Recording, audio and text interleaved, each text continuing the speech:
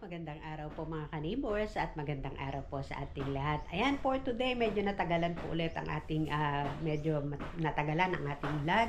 But this time, eto na nga po kami. At ang topic natin for today ay yung aming bahay kubo dun sa likod. For anything else, ay syempre, thank you po muna ulit sa pag-follow nyo at sa pag-support nyo sa channel namin. At doon po sa mga bago na napapadaan, salamat din po sa chance na naibigay nyo para ma-share namin ang mga contents ng videos namin at sana po ay nagugustuhan nyo.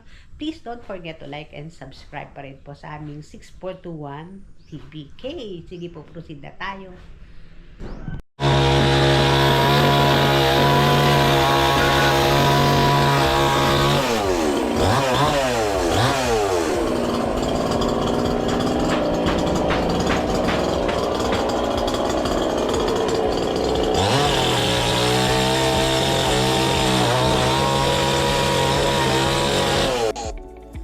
Okay, so ayan po mga ka-neighbors at inuumpisahan na po nilang gibain yung aming kubo na matagal din naming napakinabangan.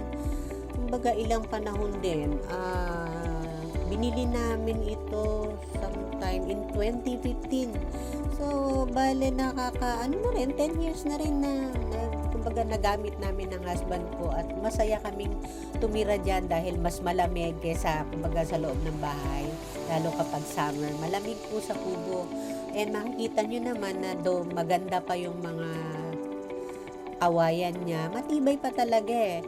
Kaso, na-infest po siya ng centipede o yung ulahipan po at saka yung ibang malalaking daga na talagang nagpupumilit pong ngat-ngatin yung mga dingding ng kawayan. Kahit matibay talaga po siya inaakyat. Kaya kahit po may sentimental value sa amin ng asawa ko, kasi matagal nga namin tinirahan yan, ay talaga pong wala kaming choice kundi ipagiba kasi nga po hindi na healthy nakasama namin yung mga insekto na yun dun sa loob ng kubo.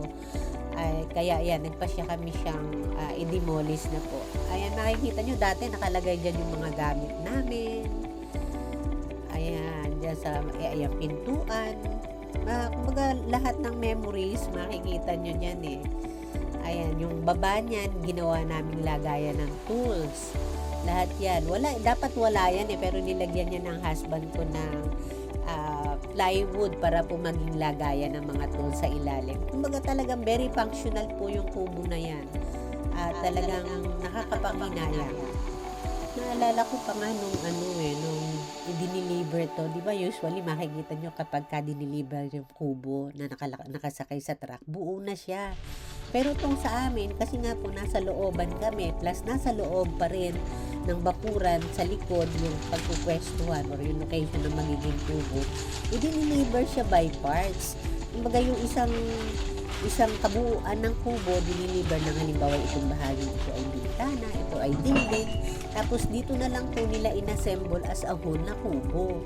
Pero napakabilis nilang ginawa yan, parang isang araw, 2 araw. At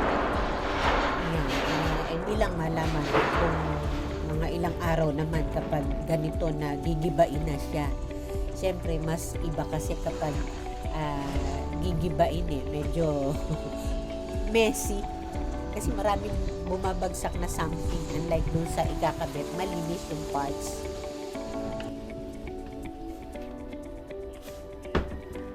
Yan ang boom.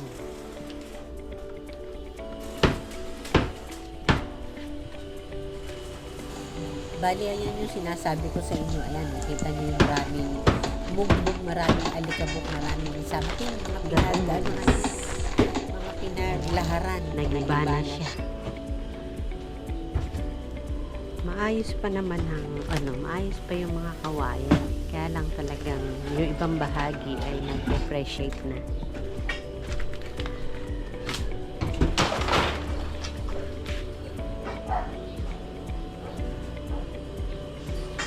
Ang laki din ng space na konsumo niya, pero pag tiningnan mo siya as kubo, hindi naman. Pero pagka ganito na wala ng bubong, makikita mo na yung kinain niyang space. Ayan, nagka-araw na. Dati kasi para medyo madilim kasi nga pawid yung bubong, very native yung mga materials niya. Ayan, no? Nakakalungkot din makita na parts by parts kung paano siya nabuo ay ngayon eh, parts by parts din na ayan, nawawala na, nasisira na. As in, buho na siya talaga. Kumbaga sa ano dati, maraming memories nga kasi sa Kubo kasi ilang years nga kaming tumira dyan. Lalo na nga nung panahon ng quarantine, yung panahon ng COVID, diba, Diyos ko, nagamit ko yung Kubo namin. Lalo na nga yung anak ko na isa na laging naka-quarantine, ilang successive quarantine, diba, 10 days and 10 days yun pag nag-quarantine kayo. Ay ilang successive quarantine ang ginaang nagawa niya. Kaya talagang yung kubong yan ay noong panahon ng COVID ay talagang sobra ang naging serbisyo sa amin. Tapos merong mga times na nagkakabisita dito sa amin, mas pinipili nilang magstay dyan sa Kubo. So, anong nangyayari, palit kami, yung bisita namin dyan sa Kubo naging stay. Lalo na nga po noong magkabisita ang husband ko ng, ang dami kasi nila, mga kaklase niya, sabi nga, gusto nyo sa loob ng bahay o dito sa Kubo, palit tayo kung gusto nyo. Mas pinili nila yan sa Kubo, syempre nga kasi, malaking grupo sila, mas masaya kapag ganun sama-sama. Ay nakakatuwa kasi hindi nila kahit ilang taon na yung nakalipas kapag napapag-usapan na sila yung nagstay sa Kubo, ang nakakatuwa yung kanilang kumbaga yung throwback memories ba.